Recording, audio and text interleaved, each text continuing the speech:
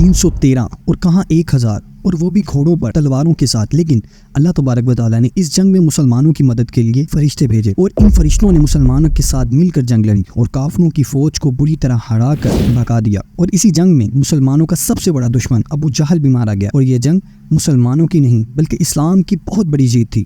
اور اسی طرح اللہ نے مسلمانوں کی تلواروں سے کافروں کو شکست دی۔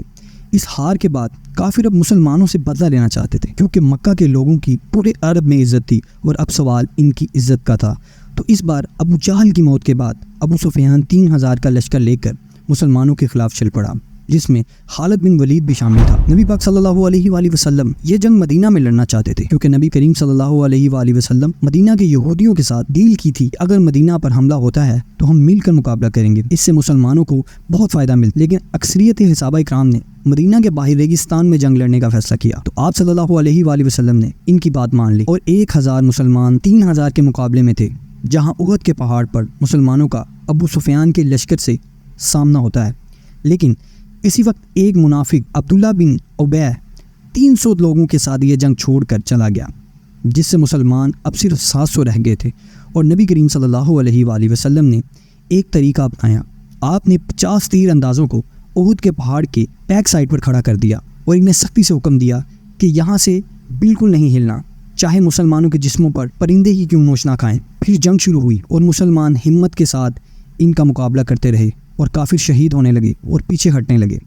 یہ دیکھ کر ان 50 تیر اندازوں کو لگا کہ مسلمان جنگ جیت چکے ہیں اور کہیں ایسا نہ ہو کہ انہیں مال غنیمت نہ ملے، تو ان 50 تیر اندازوں میں سے 35 مسلمان پہاڑ سے اتر آئے اور اسی موقع کا فائدہ اٹھا کر خالد بن ولید نے پہاڑ کے پیچھے سے مسلمانوں پر حملہ کر دیا۔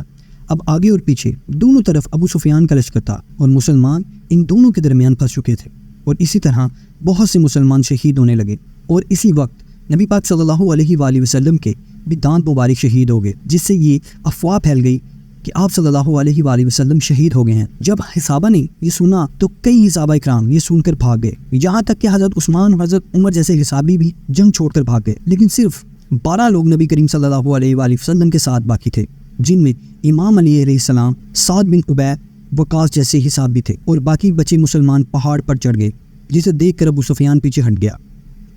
جب وہ واپس مڑا تو نبی پاک صلی اللہ علیہ وآلہ وسلم نے امام علی اور باقی صحابہ اکرام کو ان کے پیچھے بھیجا تاکہ یہ پلٹ کر حملہ نہ کریں، اور ان صحابہ اکرام نے بڑی بہادری دکھائی، جس کی اللہ تعالیٰ قرآن میں تعریف کرتے ہیں۔ اس جنگ میں مسلمانوں کو بہت نقصان ہوا، جیسا کہ نبی پاک صلی اللہ علیہ وآلہ وسلم کے چچا حضرت حمزہ رضی اللہ تعالیٰ عنہ شہید ہو گئے، جو کہ مسلمانوں کے آرمی چیف تھے۔ احد کی جنگ کے بعد ابو سفیان نے آخری کوشش کی مسلمانوں کو ختم کرنے کی، اور اس نے عرب کے کئی بڑے قافلوں کو اپنے ساتھ ملایا تاکہ اس بار وہ ایک بڑی فوج کے ساتھ مسلمانوں کو ختم کر سکے۔ انہوں نے 10,000 کا لشکر تیار کیا، جبکہ مسلمان ٹوٹل 3,000 تھے۔ وہیں دوسری طرف نبی پاک صلی اللہ علیہ وآلہ وسلم کو بھی اس بات کا پتہ چل چکا تھا کہ ان کے خلاف سازشیں ہو رہی ہیں، تو آپ نے صحابہ کرام سے اس بارے میں مشورہ کیا۔ تو ایک صحابی جو کہ پرشیا کو چھوڑ کر مدینہ آئے تھے، جن کا نام حضرت سلمان فارسی تھا، نبی پاک صلی اللہ علیہ وسلم کو بتاتے ہیں کہ پرشیا میں ہم اپنے دشمنوں سے بچنے کے لیے خندق کھودتے ہیں، جس سے وہ ہم تک پہنچ نہیں سکتے، اور ہم ان پر تیروں کے ساتھ حملہ کرتے ہیں۔ تو نبی پاک صلی اللہ علیہ وآلہ وسلم کو یہ آپشن ٹھیک لگا اور آپ نے مدینہ کے فرنٹ پر خندق کھودنے کا فیصلہ کیا، کیونکہ مدینہ کا باقی سبھی طرف پہاڑوں سے گھرا ہوا تھا۔ تو پھر مسلمانوں نے خندق کھودنا شروع کر دیا۔ یہ خندق کھودنا مسلمانوں کے لیے ایک بہت بڑا مشکل کام تھا، کیونکہ مدینہ ایک پہاڑی علاقہ تھا اور اس علاقے میں خندق کھودنا کوئی آسان کام نہیں تھا۔ لیکن پھر بھی مسلمان پوری جان لگا کر خندق کھودتے رہے۔ خندق کھودتے وقت ایک ایسا پتھر آیا جو کہ حضرت سلمان فارسی رضی اللہ تعالیٰ عنہ سے ٹوٹ نہیں رہا تھا، تو صحابہ نے آپ کو جا کر یہ بتایا۔ پھر نبی کریم صلی اللہ علیہ وآلہ وسلم خود آئے اور آپ نے اس پتھر پر 3 بار ہتھوڑا مارا، جس سے وہ پتھر ریزہ ریزہ ہو گیا۔ اس پتھر کو توڑتے وقت آپ صلی اللہ علیہ وآلہ وسلم کو ایک روشنی دکھائی دیتی ہے، اور پھر آپ نے فرمایا کہ پہلی بار جب مجھے روشنی دکھائی دی تو اللہ تبارک و تعالیٰ نے مجھے روم عطا کیا، اور دوسری بار جب مجھے روشنی دکھائی دی تو اللہ تبارک و تعالیٰ نے مجھے پرشیا عطا کیا، تیسری بار اللہ نے مجھے یمن بھی عطا کر دیا۔ اس وقت رومن اور پرشین امپائر دنیا کی سپر پاور تھی۔ جب منافقوں نے یہ سنا تو وہ کہنے لگے یہاں ہمارے اتنے برے حال ہیں، اور یہ رومن اور پرشین امپائر کی باتیں کر رہے ہیں۔ یہ جنگ مسلمانوں کے لیے بہت بڑی آزمائش تھی، کیونکہ اس سے پہلے جنگ احد میں مسلمانوں کے ساتھ جو ہوا تھا، اس کے بعد اب دوبارہ پھر 10,000 کا لشکر انہیں مارنے آ رہا تھا، اور مسلمان صرف 3,000 تھے۔ جیسے ہی وہ 10,000 کا لشکر جنگ لڑنے مدینہ پہنچا تو وہ اس خندق کو دیکھ کر حیران رہ گئے، کیونکہ انہیں اس بات کا بالکل بھی اندازہ نہیں تھا۔ تو انہوں نے خندق کے بالکل سامنے پڑاؤ ڈالا، لیکن ایک انسان ایسا تھا جس نے خندق پار کر لیا۔ اس کا نام تھا عمر بن عبدود، جس سے پورے عرب کے لوگ ڈرتے تھے، کیونکہ یہ 100 آدمیوں سے اکیلا لڑتا تھا۔ جیسے یہ خندق پار کر کے مسلمانوں کے سامنے آیا، اس نے مسلمانوں کی پوری فوج کو چیلنج کر دیا کہ تم تو کہتے ہو کہ مرنے کے بعد ہم سیدھا جنت میں جائیں گے، تو آؤ میں تمہیں تمہاری جنت میں پہنچا دوں۔ لیکن اسے دیکھ کر 3000 مسلمانوں میں سے کسی کی بھی ہمت نہیں ہوئی کہ وہ اس کے سامنے آ کر مقابلہ کر سکے، سوائے 27 سال کے لڑکے کے جس کا نام امام علی علیہ السلام تھا۔ امام علی علیہ السلام کھڑے ہوئے اور آپ صلی اللہ علیہ وآلہ وسلم سے اجازت مانگی، لیکن نبی کریم صلی اللہ علیہ وآلہ وسلم نے ان کو بٹھا دیا۔ اس نے دوبارہ پھر للکارا، لیکن کوئی کھڑا نہیں ہوا سوائے امام علی کے۔ آپ نے پھر دوبارہ انہیں بٹھا دیا۔ تیسری بار جب اس نے دوبارہ پھر للکارا تو آپ صلی اللہ علیہ وآلہ وسلم نے امام علیہ السلام کو روانہ کیا۔ ایک طرف عرب کا مشہور جنگجو جس کے پاس سالوں کا جنگ لڑنے کا تجربہ تھا، اور دوسری طرف ایک 27 سال کا لڑکا۔ جیسے ہی امام علیہ السلام اس کے سامنے گئے تو عمر بن عبدود امام علیہ السلام کو پہچان لیا، کیونکہ امام علی علیہ السلام کے والد ابو طالب اس کے بہت اچھے دوست تھے۔ تو اس نے امام علی سے کہا کہ میں تم سے نہیں لڑ سکتا، کسی اور کو بھیجو۔ لیکن امام علیہ السلام نے کہا میں تو تجھ سے لڑنا چاہتا ہوں۔ پھر اس نے امام علی علیہ السلام سے کہا کہ میں اپنے ہر مخالف کو 3 خواہشوں کا اظہار کرنے کا موقع دیتا ہوں۔ تو امام علی علیہ السلام نے کہا کہ میری پہلی خواہش تو یہ ہے کہ تم مسلمان ہو جاؤ، اور دوسری خواہش یہ ہے کہ تم یہ جنگ چھوڑ کر واپس چلے جاؤ، اور تیسری خواہش یہ ہے کہ تم میرا مقابلہ کرو۔ اس بات پر اسے ایسا غصہ آیا اور وہ تیزی سے امام علیہ السلام کی طرف حملہ کرنے بڑھا، تو امام علی علیہ السلام نے ایک ہی وار میں اسے ختم کر دیا۔ یہ دیکھ کر سب حیران رہ گئے، کیونکہ یہ کسی معجزے سے کم نہیں تھا۔ اس کے بعد کافروں نے دوبارہ خندق پار کرنے کی ہمت نہیں کی۔ پھر اللہ تبارک و تعالیٰ نے ایک تیز آندھی چلائی جس سے کافروں کے خیمے اڑ گئے اور انہیں بہت نقصان ہوا۔ لیکن کافروں نے ایک نئی چال چلی، انہوں نے مدینہ میں موجود یہودیوں کو اپنے ساتھ کر لیا اور ان سے مدینہ میں داخل ہونے کا راستہ مانگا۔ جب ان یہودیوں نے مسلمانوں کے ساتھ ڈیل کی ہوئی تھی، پھر بھی انہوں نے غداری کر دی، اور اب انہیں اپنی موت سامنے نظر آنے لگی، کیونکہ مدینہ میں مسلمانوں کی فیملیز بھی تھیں۔ اب صرف ان کی ہی نہیں بلکہ ان کی فیملیز کی بھی جان خطرے میں آ چکی تھی۔ اسی وقت اللہ تبارک و تعالیٰ نے اپنے ایک اور معجزہ ظاہر کیا۔ ایک انسان جس کا نام نعیم بن مسعود تھا، اس نے اسلام قبول کر لیا اور وہ نبی کریم صلی اللہ علیہ وآلہ وسلم کے پاس آیا۔ اس نے آپ سے فرمایا کہ میں اسلام قبول کر لیا ہے، لیکن یہ بات کسی کو بھی نہیں پتا۔ اس نے اپنا ایک پلان نبی پاک صلی اللہ علیہ وآلہ وسلم کے سامنے رکھا اور آپ نے اسے اس کی اجازت دے دی۔ پھر وہ سیدھا یہودیوں کے پاس گیا اور ان کا برین واش کیا۔ اس نے یہودیوں سے کہا اگر یہ جنگ نہ ہوئی تو مکہ کے لوگ تمہیں چھوڑ کر بھاگ جائیں گے، پھر تمہاری موت پکی ہے۔ اگر تمہیں مجھ پر یقین ہے تو ان سے اعتماد کے طور پر ان کے 8 سردار مانگو۔ اس کے بعد وہ سیدھا کافروں کے پاس گئے اور ان سے کہا مدینہ کے یہودی محمد صلی اللہ علیہ وآلہ وسلم کے ساتھ ملے ہوئے ہیں، اور وہ محمد صلی اللہ علیہ وآلہ وسلم کو اپنا ٹرسٹ شو کرنے کے لیے تم سے تمہارے 8 سردار مانگیں گے۔ تو جیسے یہ یہودیوں نے ان کے 8 سردار مانگے تو انہوں نے صاف انکار کر دیا۔ اس سے ان کی ڈیل ٹوٹ گئی۔ اب کافر پھر سے اکیلے پڑ گئے تھے اور آندھی کی وجہ سے انہیں کافی مالی نقصان ہوا اور ان کا کھانا بھی ختم ہو چکا تھا اور وہ واپس چلے گئے۔ نبی کریم صلی اللہ علیہ وآلہ وسلم اپنی زر اتارنے لگے۔ اتنے بھی ہی حضرت جبرائیل علیہ السلام آپ کے پاس آئے اور آپ سے فرمایا یا رسول اللہ ابھی یہودیوں سے بدلہ باقی ہے۔ تو نبی کریم صلی اللہ علیہ وآلہ وسلم نے امام علیہ السلام کی قیادت میں ایک فوج روانہ کی اور فرمایا کہ عصر کی نماز ہم وہیں پڑھیں گے۔ وہاں پہنچ کر یہودیوں نے نبی کریم صلی اللہ علیہ وآلہ وسلم سے کہا کہ ہمیں آپ کا فیصلہ قبول نہیں، آپ ہمارے ساتھ جو چاہتے ہیں وہ کرو، لیکن ہمارے فیصلہ سعد بن معاذ رضی اللہ تعالیٰ عنہ سے کروایا جائے، کیونکہ سعد بن معاذ کو وہ بہت اچھی طرح جانتے تھے۔ تو سعد بن معاذ نے انہیں یہودیوں کی کتاب تورات سے فیصلہ کیا، کیونکہ تورات میں بھی غداری کی سزا موت ہے۔ اس وجہ سے ہی پھر ہزاروں یہودیوں کو قتل کر دیا گیا سوائے ان کے بچوں اور عورتوں کے۔ آج نون مسلم اس حادثے کو مسلمانوں کے خلاف یوز کرتے ہیں اور نبی کریم صلی اللہ علیہ وآلہ وسلم کی کردار پر انگلی اٹھاتے ہیں، جبکہ یہی قانون آج پوری دنیا میں فالو کیا جاتا ہے۔ خندق کی جنگ میں جب ابو سفیان اپنے لشکر لے کر چلا گیا تھا تو نبی کریم صلی اللہ علیہ وآلہ وسلم نے فرمایا کہ اب مشرکین عرب آج کے بعد تم پر حملہ نہیں کریں گے، اب تم ان پر حملہ کرو گے۔ ایک رات اللہ تبارک و تعالیٰ نے نبی کریم صلی اللہ علیہ وآلہ وسلم کو خواب کے ذریعے عمرہ کرنے کا حکم دیا۔ تو نبی کریم صلی اللہ علیہ وآلہ وسلم تقریباً 1500 صحابہ کے ساتھ مکہ عمرہ کرنے کے لیے چلے گئے۔ جب عرب کے مشرکین کو اس بات کا پتہ چلا تو انہیں لگا کہ یہ ہم پر حملہ کرنے آ رہے ہیں، تو انہوں نے خالد بن ولید کو جاسوسی کرنے بھیجا۔ خالد بن ولید نے واپس آ کر انہیں بتایا کہ وہ تو صرف عمرہ کرنے آئے ہیں۔ تو ابو سفیان نے کہا کہ ہم مکہ کے سردار ہیں، ہماری اجازت کے بغیر وہ عمرہ کیسے کر سکتے ہیں؟ اس لیے انہوں نے مسلمانوں کو عمرہ کرنے سے روک دیا، اور ایک شخص جس کا نام عروہ بن مسعود تھا اسے نبی کریم صلی اللہ علیہ وآلہ وسلم کے پاس دمکانے کے لیے بھیجا۔ عروہ نے آ کر نبی کریم صلی اللہ علیہ وآلہ وسلم سے کہا کہ یہ ساتھی آپ کو چھوڑ کر چلے جائیں گے، اگر آپ کو اپنی جان پیاری ہے تو واپس چلے جائیے۔ اس بات پر صحابہ اکرام کو بہت غصہ آیا، وہ اسے دکھانا چاہتے تھے کہ ہم نبی کریم صلی اللہ علیہ وآلہ وسلم سے کتنی محبت کرتے ہیں۔ تھوڑی دیر بعد جب نماز کا وقت ہوا تو آپ صلی اللہ علیہ وآلہ وسلم نے وضو کرنے لگے، تو آپ کے 1500 صحابی آپ کے وضو کا پانی بھی ضائع نہیں ہونے دے رہے۔ جب عروہ نے یہ سب دیکھا تو اس نے فوراً واپس جا کر ابو سفیان کو یہ بتایا۔ اس نے کہا کہ میں نے بڑے بڑے بادشاہوں کے دربار پر گیا ہوں، لیکن میں نے کبھی کسی بھی بادشاہوں کے ساتھیوں کو محمد صلی اللہ علیہ وآلہ وسلم کے ساتھیوں کی طرح نہیں دیکھا۔ ان کے ساتھی ان کے وضو کے پانی تک کے لیے ایک دوسرے سے لڑتے ہیں، اور جیسے ہی محمد صلی اللہ علیہ وآلہ وسلم کے زبان مبارک سے لفظ نکلتے ہیں یہ اسے فوراً پورا کرنے کے لیے بھاگتے ہیں۔ یہ کبھی بھی محمد صلی اللہ علیہ وآلہ وسلم کو اکیلا نہیں چھوڑیں گے، اس لیے تمہارے لیے بہتر یہی ہے کہ ان سے معاہدہ کر لو۔ تو مشرکین عرب نے آپ صلی اللہ علیہ وآلہ وسلم کے ساتھ معاہدہ کر لیا۔ اس ڈیل میں کچھ شرطیں طے ہوئیں۔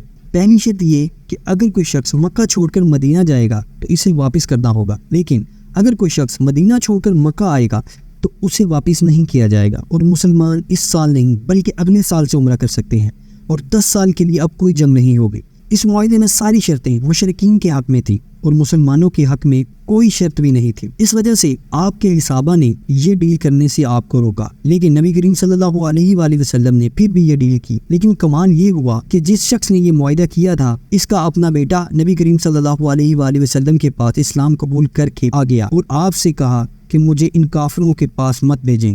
نبی کریم صلی اللہ علیہ وآلہ وسلم بہت کوشش کی لیکن معاہدہ ہو چکا تھا، اسی وجہ سے اسے واپس بھیجنا پڑا۔ لیکن کچھ ٹائم بعد ایک شخص مدینہ آیا جس کا نام ابو بصیر تھا، لیکن نبی کریم صلی اللہ علیہ وآلہ وسلم نے معاہدے کے تحت اسے بھی واپس بھیج دیا اور مشرکین اسے واپس لے گئے، لیکن اس نے راستے میں ہی ان کو قتل کر دیا اور مکہ جانے کی بجائے اس نے مدینہ کے باہر ایک جگہ پر پڑاؤ ڈال دیا۔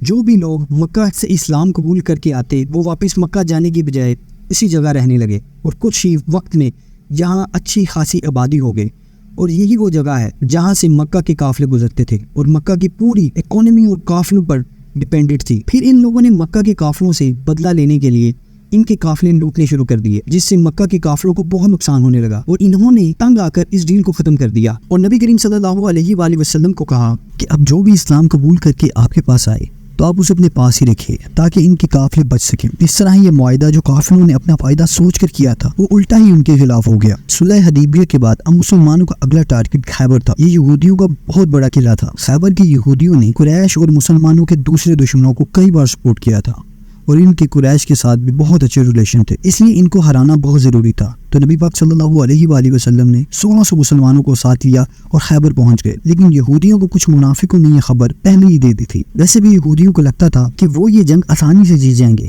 کیونکہ ان کی تیاری پوری تھی، اور ان کے پاس ایک جنگجو تھا جس کا نام مرحب تھا۔ مرحب پورے عرب میں مشہور تھا اور اس کے مقابلے کا کوئی بھی جنگجو پورے عرب میں نہیں تھا۔ نبی پاک صلی اللہ علیہ وآلہ وسلم نے کئی صحابہ کو یہ قلعہ فتح کرنے کے لیے بھیجا، لیکن کسی سے یہ قلعہ فتح نہیں ہوا۔ پھر نبی پاک صلی اللہ علیہ وسلم نے فرمایا کہ کل میں یہ جھنڈا اس انسان کے ہاتھ میں دوں گا جو اللہ اور اس کے رسول سے محبت کرتا ہے اور اللہ اور اس کا رسول اس سے محبت کرتے ہیں۔ سارے صحابہ کرام امید میں تھے کہ یہ جھنڈا کہیں انہیں نہ ملے، لیکن اگلے ہی دن نبی علیہ السلام نے فرمایا حضرت علی کو بلائے۔ امام علی علیہ السلام کی آنکھوں میں درد تھا۔ نبی پاک صلی اللہ علیہ وآلہ وسلم نے اپنا لعاب دہن ان کی آنکھوں پر لگایا اور ان کے لیے دعا فرمائی۔ امام علی علیہ السلام نے فرمایا کہ میں آخری دم تک لڑوں گا۔ تو نبی پاک صلی اللہ علیہ وآلہ وسلم نے انہیں فرمایا علی پہلے انہیں اسلام کی دعوت دینا، اگر کوئی ایک انسان بھی اسلام لے آیا تو یہ تمہارے لیے سرخ اونٹوں سے بہتر ہوگا۔ امام علی علیہ السلام آگے بڑھے اور سامنے مرحب کھڑا تھا۔ اس نے کہا کہ میرا نام مرحب ہے اور کوئی ایسا انسان نہیں جو میرا مقابلہ کر سکے۔ تو امام علی علیہ السلام نے فرمایا میری ماں نے میرا نام حیدر رکھا ہے، میں شیر کی طرح حملہ کرتا ہوں۔ یہ سن کر مرحب آگے بڑھا تو امام علی علیہ السلام نے ایک ہی وار میں اس کے جسم کے 2 ٹکڑے کر دیے۔ یہ دیکھ کر سارے یہودی کانپنے لگے۔ پھر امام علی علیہ السلام آگے بڑھے اور خیبر کے 900 کلو کے دروازے کو اکھاڑ کر پھینک لیا۔ اس کے بعد مسلمانوں نے حملہ کیا اور خیبر فتح کر لیا۔ خیبر کی جنگ کے بعد نبی پاک صلی اللہ علیہ وآلہ وسلم نے اپنا ایک نمائندہ بصرہ کے گورنر کی طرف بھیجا تاکہ انہیں اسلام کی دعوت دے سکے، لیکن انہوں نے نہ صرف دعوت قبول کرنے سے انکار کیا بلکہ اسی صحابی کو بھی قتل کر دیا جو کہ جنگ کا اعلان تھا۔ تو نبی پاک صلی اللہ علیہ وآلہ وسلم نے 3000 کا لشکر لیا اور رومن امپائر سے جنگ کرنے کے لیے نکل پڑے۔ نبی پاک صلی اللہ علیہ وآلہ وسلم نے اس فوج کا سردار زید بن حارثہ کو بنایا اور فرمایا اگر یہ شہید ہو جائیں تو اگلا سردار امام علی کے بھائی جعفر بن ابی طالب ہوں گے، لیکن اگر یہ بھی شہید ہو جائیں تو تمہارا اگلا سردار عبداللہ بن رواحہ ہوگا۔ اور اس کے بعد مسلمان رومن امپائر کے خلاف جنگ کرنے نکل پڑے۔ جیسے ہی مسلمان موتا کے پہاڑوں پر پہنچے تو سامنے 1 لاکھ فوج ان کا انتظار کر رہی، کہاں 3000 اور کہاں 1 لاکھ، لیکن مسلمانوں نے پھر بھی ان پر حملہ کیا۔ یہ جنگ موتا کے پہاڑوں کے درمیان لڑی جا رہی تھی، اسی وجہ سے اسے جنگ موتا کہا جاتا ہے۔ اس جنگ میں مسلمانوں کی فوج کے ایک کے بعد ایک لیڈر شہید ہونے لگے، پہلے زید بن حارثہ، جعفر بن ابی طالب اور اس کے بعد عبداللہ بن رواحہ، اور نبی پاک صلی اللہ علیہ وآلہ وسلم ان سے میلوں دور مدینہ میں بیٹھے صحابہ اکرام کو یہ سب بتا رہے تھے۔ نبی پاک صلی اللہ علیہ وآلہ وسلم نے فرمایا زید نے جھنڈا لیا اور وہ شہید ہو گیا، پھر جعفر نے جھنڈا لیا اور وہ بھی شہید ہو گئے، اور پھر بن رواحہ نے جھنڈا لیا اور وہ بھی شہید ہو گئے۔ جب نبی پاک صلی اللہ علیہ وآلہ وسلم لوگوں سے یہ کہہ رہے تھے تو آپ کی آنکھوں سے آنسو جاری تھے، اور بالکل ایسا ہی ہوا۔ مسلمانوں نے تینوں لیڈروں کی شہادت کے بعد اپنا اگلا لیڈر خالد بن ولید کو چنا۔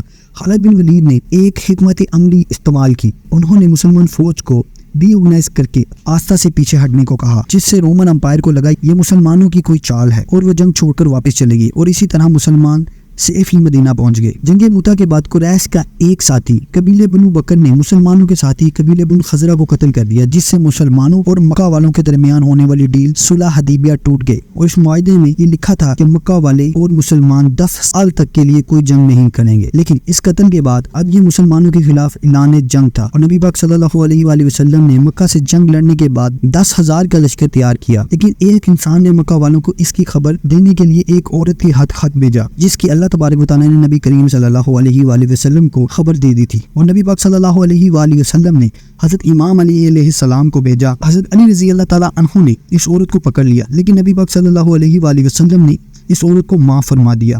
ابو سفیان کو اس بات کا پتہ چل چکا تھا مسلمان اب مکہ پر حملہ کریں گے، اور اب مسلمانوں کے پاس بہت طاقت ہے جس سے اب ان کی موت پکی، تو انہوں نے آپ صلی اللہ علیہ وآلہ وسلم کی بہت منتیں کی کہ صلح حدیبیہ کو قائم رکھیں، لیکن آپ نے ان کی بات نہیں مانی۔ اس کے بعد نبی پاک صلی اللہ علیہ وآلہ وسلم 10,000 کا لشکر لے کر مکہ پہنچے، جسے دیکھ کر مکہ والوں نے گھٹنے ٹیک دیے، اور اسی طرح سوائے کچھ لوگوں کو قتل کیے آپ صلی اللہ علیہ وآلہ وسلم نے مکہ فتح کر لیا، جسے دیکھ کر ابو سفیان نے بھی اپنے گھٹنے ٹیک دیے اور اسلام قبول کر لیا۔ نبی پاک صلی اللہ علیہ وآلہ وسلم نے مکہ کے لوگوں کو معاف کر دیا۔ فتح مکہ کے بعد ابھی بھی عرب کے کچھ قبیلے ایسے تھے جنہیں مسلمانوں کی اس بڑھتی ہوئی طاقت سے ڈر لگنے لگا، جو کہ طائف کے حوازن اور سقیق قبیلے تھے، اور انہوں نے مسلمانوں کے خلاف حملہ کرنے کا فیصلہ کیا۔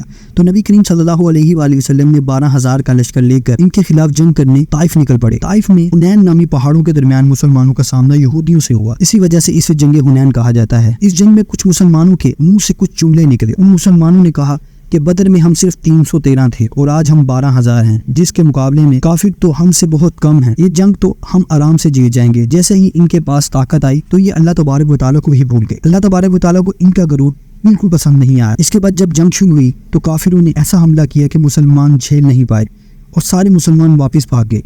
صرف 80 لوگ نبی پاک صلی اللہ علیہ وآلہ وسلم کے ساتھ باقی رہے، اور نبی پاک صلی اللہ علیہ وآلہ وسلم اکیلے کافروں کی طرف بڑھے اور کہا ہاں میں بے شک نبی ہوں، اس میں کوئی شک نہیں، اور ابو طالب کا بیٹا ہوں۔ اور پھر آپ نے اپنے ہاتھ سے مٹی اٹھائی اور کافروں کی طرف پھینکی، اور اسی طرح سارے کافر اندھے ہو گئے، جس سے مسلمان یہ جنگ جیت گئے۔ اس جنگ میں مسلمانوں کو بہت مالی غنیمت ملا۔ جنگ موتا کے بعد جب خالد بن ولید رضی اللہ تعالیٰ عنہ مسلمانوں کو سیفلی مدینہ لے آئے تو اس کے بعد نبی علیہ السلام نے رومن امپائر کے خلاف دوبارہ جنگ کرنے کا فیصلہ کیا، اور قرآن پاک میں اس جنگ کے ریلیٹڈ صاف طور پر فتویٰ آ گیا تھا کہ جو مسلمان اس جنگ میں شامل نہ ہوا وہ منافق ڈکلیئر ہو جائے گا۔ یہ مسلمانوں پر اب تک کی سب سے بڑی آزمائش تھی، کیونکہ اسی وقت مدینہ میں کھجور کی فصل تیار ہو چکی تھی، اور اسی وقت مسلمانوں کو جنگ پر جانا تھا جس سے ان کی فصل ضائع ہو جاتی، اور جنگ بھی اس وقت کی سب سے پاورفل فوج رومن امپائر سے تھی، جہاں 1 لاکھ فوج ان کا انتظار میں بیٹھی تھی، جبکہ مسلمان صرف 30,000 تھے۔ اور یہ جو تبوک تک کا سفر تھا وہ بھی بہت ہی ڈیفیکلٹ سفر تھا، یہ بہت ہی لمبا راستہ تھا، جبکہ کچھ مسلمانوں کے پاؤں میں جوتے بھی نہیں تھے۔ اب یہ وہ وقت تھا جب نبی پاک صلی اللہ علیہ وآلہ وسلم کے سچے صحابہ اور منافقوں کا پتہ چلنا تھا۔ اسی جنگ میں نہ جانے کے لیے کئی لوگوں نے بہانے کیے اور وہ مدینہ میں ہی رک گئے، تو نبی پاک صلی اللہ علیہ وآلہ وسلم نے مدینہ کی حفاظت کے لیے حضرت امام علی علیہ السلام سے کہا کہ اس جنگ میں میں تمہیں نہیں لے کر جاؤں گا، تو امام علیہ السلام یہ سن کر رونے لگے۔ تو نبی کریم صلی اللہ علیہ وآلہ وسلم نے کہا کہ تمہاری میرے ساتھ وہی نسبت ہے جو موسیٰ کی ہارون سے تھی، لیکن میرے بعد کوئی نبی نہیں۔ کیسے ہی نبی صلی اللہ علیہ وآلہ وسلم 30,000 کا لشکر لے کر تبوک جنگ لڑنے پہنچے تو رومن امپائر مسلمانوں کی اتنی بڑی فوج دیکھ کر بھاگ گئے۔ یہ اللہ کی طرف سے ایک معجزہ تھا اور مسلمانوں کے لیے آزمائش تھی۔ نبی پاک صلی اللہ علیہ وآلہ وسلم 40 دن تک تبوک پر کھڑے رہے۔ وہاں رومن امپائر کے آس پاس کے کئی قبیلوں نے آ کر نبی پاک صلی اللہ علیہ وآلہ وسلم کے ساتھ ڈیل کر لی۔ پھر جیسے ہی نبی پاک صلی اللہ علیہ وآلہ وسلم تبوک سے واپس لوٹے تو 14 ایسے منافق تھے جو صرف اس لیے آئے تھے تاکہ وہ نبی پاک صلی اللہ علیہ وآلہ وسلم کو شہید کر سکیں، اور ان لوگوں نے ایک تنگ گھاٹی میں نبی پاک صلی اللہ علیہ وآلہ وسلم پر حملہ کر دیا، لیکن عمار بن یاسر اور حذفیہ بن یمن نے آپ صلی اللہ علیہ وآلہ وسلم کی حفاظت فرمائی۔ ان 14 منافقوں نے اپنے منہ پر کپڑا لپیٹ رکھا تھا۔ نبی پاک صلی اللہ علیہ وآلہ وسلم نے حضرت حذفیہ بن یمن رضی اللہ تعالیٰ عنہ کو ان 14 منافقوں کے نام بتائے، اور یہ نبی پاک صلی اللہ علیہ وآلہ وسلم اور حذفیہ بن یمن رضی اللہ تعالیٰ عنہ کے درمیان کا ایک راز تھا۔ وہیں مدینہ میں موجود منافقوں نے اپنی ہی الگ سے مسجد بنا لی تھی، کیونکہ انہیں لگا کہ نبی پاک صلی اللہ علیہ وآلہ وسلم اب زندہ واپس نہیں لوٹیں گے اور ہم اسلام کے سردار بن جائیں گے۔ لیکن جیسے ہی نبی پاک صلی اللہ علیہ وآلہ وسلم واپس لوٹے، آپ نے فوراً اللہ تبارک و تعالیٰ کے کہنے پر اس مسجد کو توڑ دیا۔ اس جنگ کے بعد اب اسلام ایک گلوبل پاور بن چکا تھا، لیکن یہ نبی کریم صلی اللہ علیہ وآلہ وسلم کی زندگی کی آخری جنگ تھی۔ اس کے بعد آپ صلی اللہ علیہ وآلہ وسلم پردہ فرما گئے اور یہی سے اسلام کا سب سے کنٹروورشل پیریڈ شروع ہوا۔